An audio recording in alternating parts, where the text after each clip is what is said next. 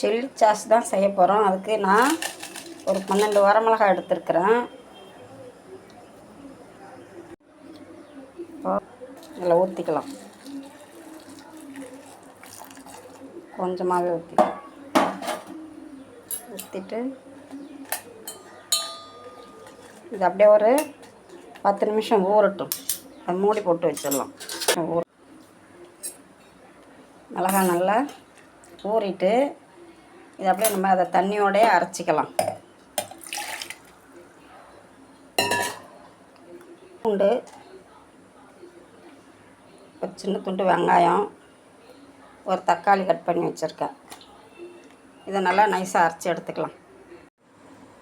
மிளகாய் நல்லா அரைச்சி எடுத்தாச்சு. இதை வடிகட்டிக்கலாம். இப்படி கழுவி ஊற்றிக்கலாம்.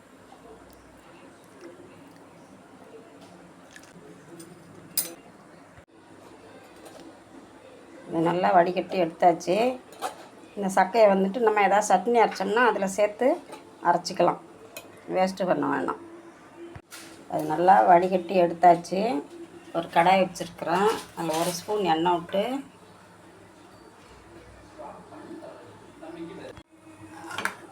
இப்போ நல்லா சுண்டிட்டு எனக்கு கொஞ்சம் காரம் அதிகமாக இருக்குது. அதனால நான் ஒரு 2 ஸ்பூன் சர்க்கரை சேர்த்துக்கிறேன். இப்போ அந்த சர்க்கரை நல்லா கரைஞ்சிட்டு இப்போ சாஸ் ரெடி ஆகிட்டு ஆஃப் பண்ணிவிட்டு ஆற வச்சுட்டு ஒரு பாட்டிலில் போட்டு ஸ்டோர் பண்ணி வச்சுக்கலாம். Red chilli sauce ready.